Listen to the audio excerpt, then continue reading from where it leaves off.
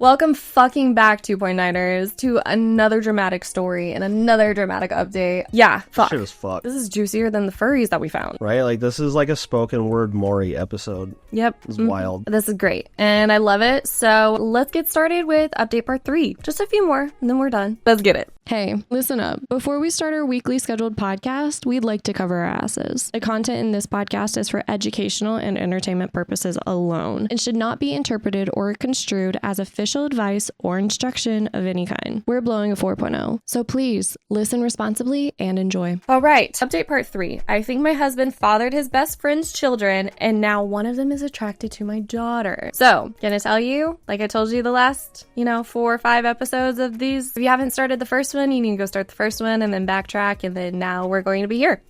Don't cheat yourself. Go watch do it. The first ones. Nope, because you need to have the full story. Just like my producer, who's not even watching the cameras. He's literally just interested in the story now. Shit is bonkers, y'all. Should be off the walls. First, a few points to answer from the comments. Okay, I don't have any DNA test results back yet. They can take weeks, which is true. But now that I know Sophie is in no danger of dating a relative, the pressure is off. I'll get to this momentarily, but it frankly no longer matters if Luke fathered the children. I highly, highly doubt my father-in-law is having an affair with Amy. Oh. That just threw me for a loop. Because these are the updates answers. from the comments. Okay, I was At like, where worst, did that come from? Right? They're just like, father and son are going out one person. I mean, it's not. Wouldn't his be dried up like, powdered milk? I'm not I don't saying wanna know. he fathered kids, but like, it was like. Some guy at the bar told me there's a lot of pills that people can take, and I said, I don't want to know this. That's I don't think it. your information that you can keep in your brain. Puffs out of like duck. It goes.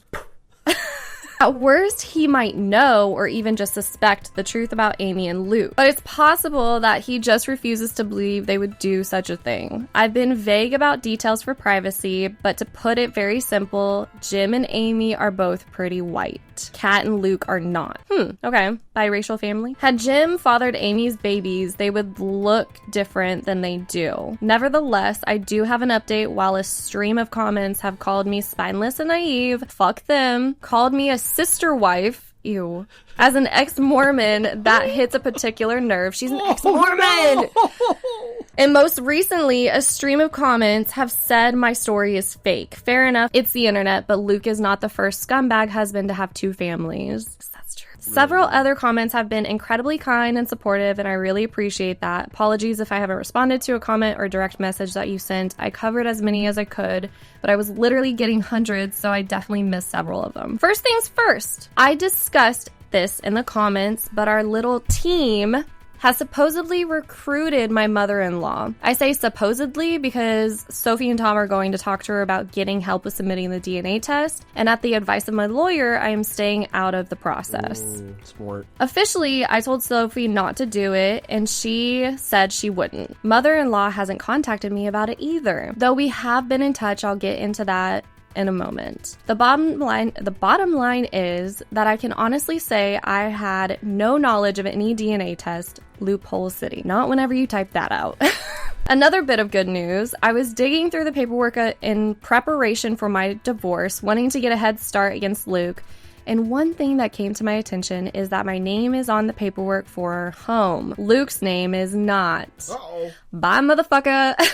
I was the one who bought the house, and we always planned to add Luke into the paperwork at some point, but we never got around to do it. And eventually the idea was forgotten. But it was my lawyer, Paige, who pointed this out to me, and it was like finding a winning lottery ticket on the ground. I don't know where I'd be without Paige. She's a dear friend from college who I reached out to hat in hand, not hand in hat, for help. She's been there for me this past week, not just as legal counsel, but as a friend I really need it right now. Red Bull break. The thing is, she's not our lawyer, me and Luke. We have our own family lawyer who has helped us out of jams in the past. We clashed with our HOA a few years ago, not getting into that right now, but Paige is a lawyer who specializes in family law and has handled divorces before. Luke remembers her from college and knows she went into law but doesn't know she's a divorce attorney. Oh my God. About to find out, buddy. Oh my God. Okay, so I can have her over for coffee, like we're catching up, and he has no idea anything's going on because he's a fucking idiot. Turns out he's not the only one who can harbor someone under his spouse's nose. Under the geese. Guys. Okay. Disguise? We couldn't just put disguise? It's not a disguise. Of being a friend. A guy. Of being a friend. A disguise is a physical, and a guise is a... So on to the update. I saw those edits you did of me explaining things. Yeah. Isn't it great, though? Yeah, it was very funny. Thank you. But I hated it at the same time. Aww. Aww. You don't feel bad, you sadistic motherfucker. No, I don't.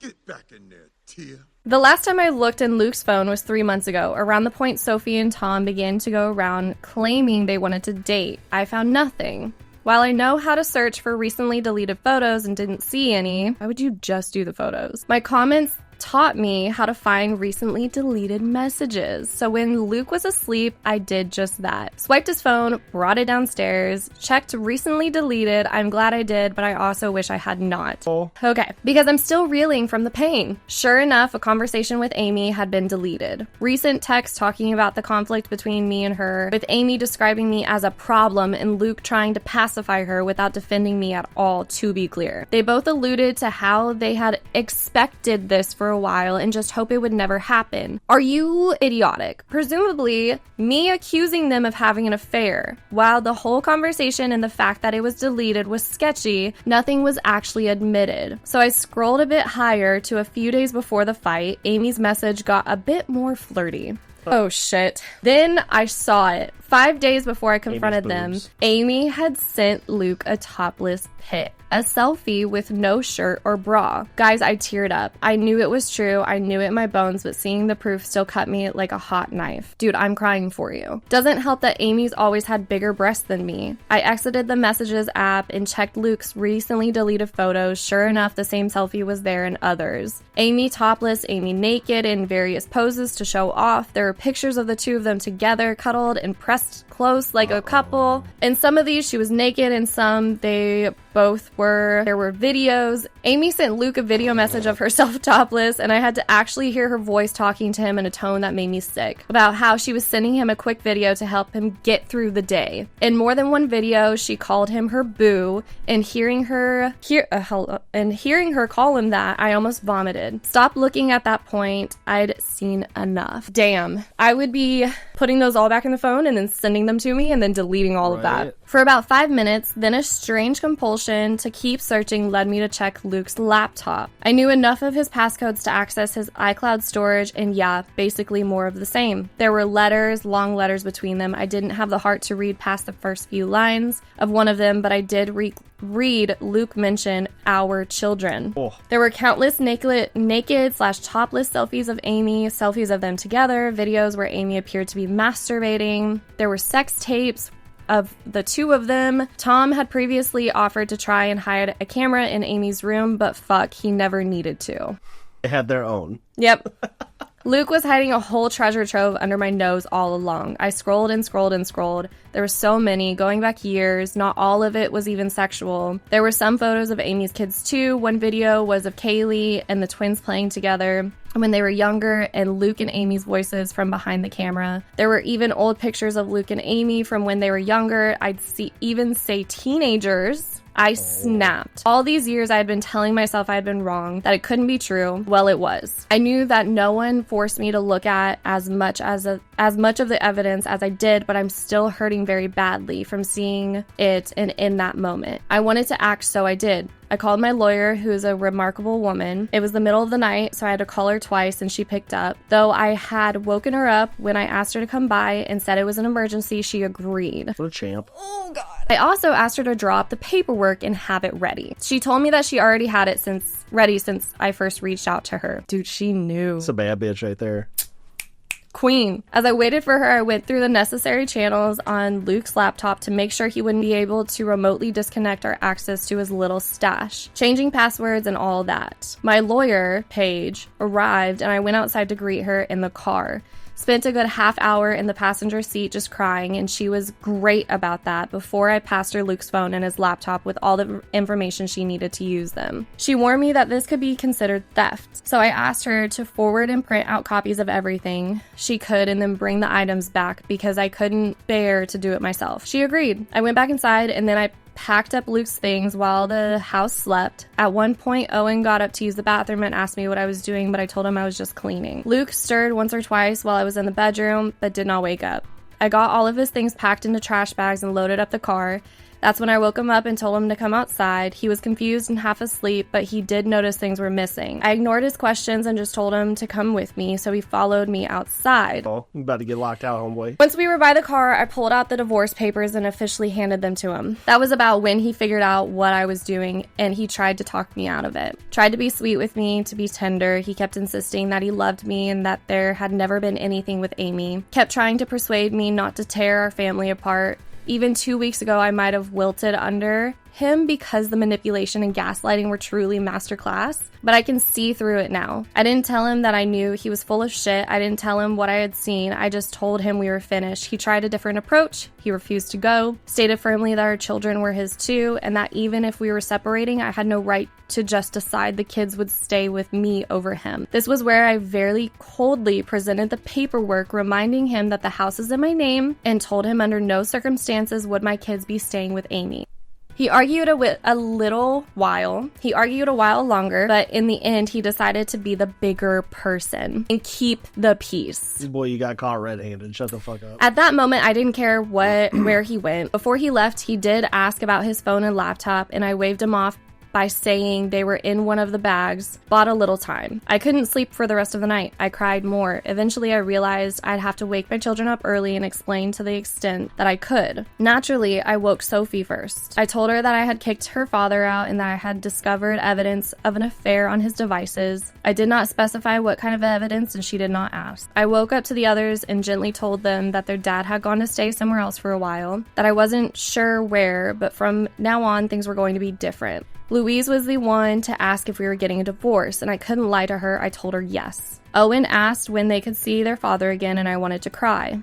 Sophie was a very big help, urging her siblings to be sympathetic to me right now and not worry about dad. And worry about dad later. I knew better than to poison them against their father. Paige warned me against doing that as well. It's just a basic thing to do, right? Yeah, because, like, the shittier you are, the shittier they are, and, like, what's the court case? Yeah. Like, they need to make their own decisions If you show up to the court case and you've been nothing but a good sport about it, like, they'll tell the other person to go. Yeah. So I only told Sophie that the affair was confirmed since she had already been in the know. However, as the kids were getting ready for school, Owen approached me and asked me point blank if it was about Amy, if Luke was going to be with her instead of me. I couldn't answer, but I suppose that's an answer on its own. I got the kids to school, and my next step was calling to have the locks changed. I knew Luke would be back for his devices before long, but thankfully, Paige returned them before he showed up again. It was a very quick visit. She just told me that all was accomplished and she had records of everything we would need in court. Sure enough, Luke turned up an hour later demanding to know where his laptop and phone were. I had set them back in our bedroom like they had never moved, and I just told him he had forgotten them. He insisted that I said they were in one of the bags, so I just shrugged him off and told him I must have been mistaken. After he grabbed them, he tried again to reason with me, but I just showed him the door.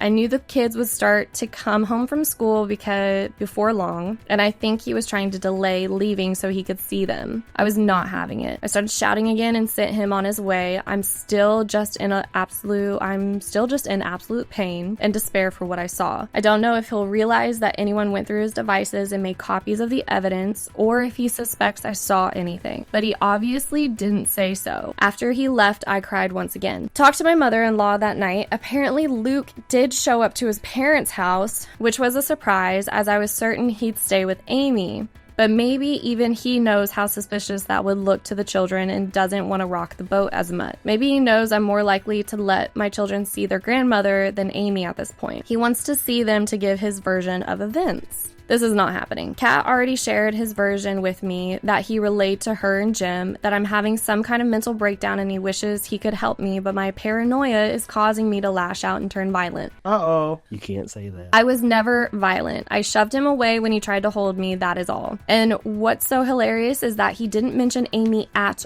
all to his parents. He didn't even frame it as me falsely believing he was having an affair, even though that's his story when talking to me. He left, not me, but the woman. He left Amy out of it when talking to his parents. Kat noticed that. She believes me. Jim doesn't know what to believe anymore. According to Kat, he seemed very, very troubled by what he heard from all sides. As for Amy, she's radio silent. Crazy. Tom has told Sophie that she's acting like nothing is wrong but is clearly stressed out. That when her children ask, she makes the same sort of claims. That I'm having some kind of emotional nervous breakdown, pushing her away, as well as Luke. She doesn't mention anything about my accusing them of an affair, but still puts it all on me. Amy has not reached out to talk to me directly, and I have not tried talking to her since our big argument. I haven't really told my kids anything, just that I'm having disagreements with Luke and Amy, though I was very clear that it is not a question of my mental health. Honestly, I think they all kind of know what's going on. Sophie continues to be my rock, as I try to be for her and the others, and Tom continues to be our spy in the ranks. Give Tom a fucking medal. Right? Somebody buy Tom something. Yeah, that says best Tomcat in the world. Right now, my biggest regret is the stress that all of this is causing on the children, which I knew it would, but it still needed to be done. My life has fallen apart, but it was never my life. It's a rough one, bud. Fuck. Ay. What update is this? 3? I think so. Come back for update 4 next week on Wednesday. Blowing a 4.0. We'll have it all here. See where this story fucking unfolds. Because we have 3 more. Bye. Bye. I'm sweating my ass off. This is splashy.